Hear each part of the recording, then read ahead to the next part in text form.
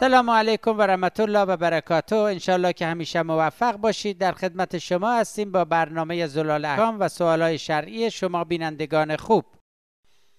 خب ابتدای برنامه میشنویم صدای یکی از بینندگان رو با سوالی که مطرح فرمودن. من از بیت ولایت زنگ میزنم.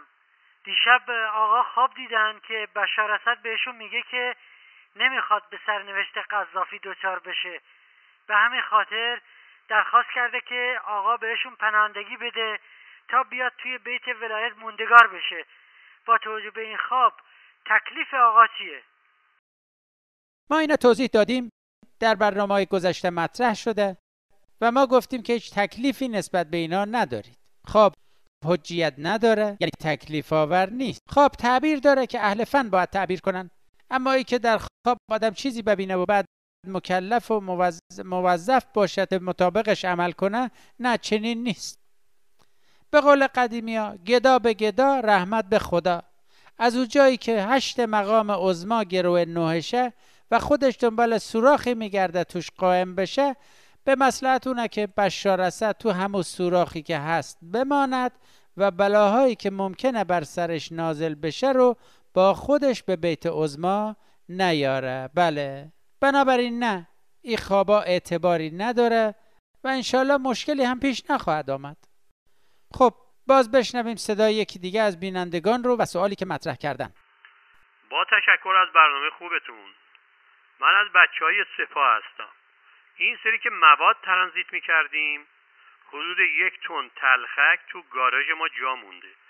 من شنیدم دستور اومده که اینا رو توزیع کنیم بین 5 تا 10 نفر از آقایون نماینده مجلس. این چه حکمی داره؟ آیا از نظر شرعی این اشکال داره یا نداره؟ اینا اولا که خاک بر سر گیج شما کنن که به جای بیت دوباره با این برنامه تماس گرفتی و اسرار نظام رو برملا کردی. اما در خصوص سوالتون، نه خیر، چنین دستوری نبوده. یعنی ما نداریم مورد اینجوری که دستور داده باشن توزیع کنید بین 5 نفر، 10 نفر، 40 نفر و اونا هم به افراد دیگه.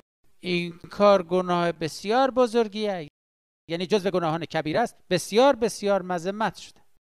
اما آخه برادر گاگول، مقام عظما خودش داره از خماری دست و پا میزنه، بعد شما میخوای جنسا رو ببری توزیع کنی بین مجلسی ها؟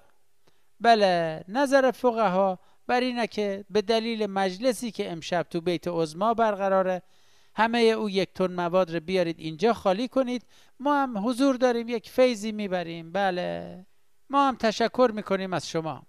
سوال بعدی رو هم بشنویم. من دوباره از بیت مزاحمتون میشم. به دلیل گرمای هوا آقا قصد کردن که با شلوارک و رکابی برن تو حیات بیت قدم بزنن. این کار چه حکمی داره؟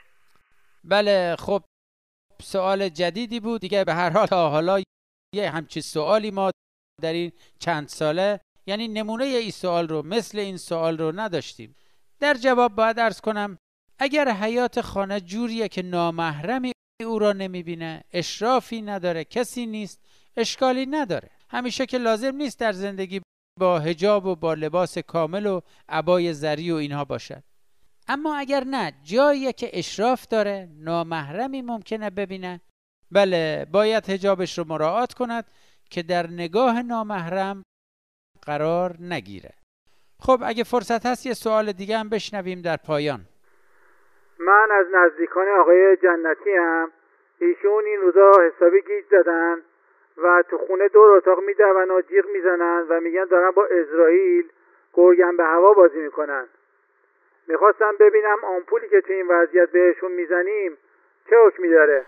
چه حکمی داره؟ این هم جواب مفصلی داره. بعضی از فقها اصلا آمپول رو مثمر ثمر نمیدونن، بعضی هم آمپولای تقویتی و تغذیه رو مفید میدونن و آمپولای وریدی مثل سرم ها و اینها. در خصوص این مسئله باید نظر مرجع تقلیدتون رو جویا بشید. ولی اگه از من میپرسید، درمان آقای جنتی مثل آفتابه خرج لحیم میمونه، یعنی صرف نداره. کار ایشون از آمپول و مامپول گذشته و با این چیزا ایشون رام نمیشن. بله، خب در این برنامه سوالای زیادی در خصوص بیماران بود. در پایان آرزوی شفا برای همه بیماران و جانبازان عزیز داریم. انشالله خدا نگهدار. بله.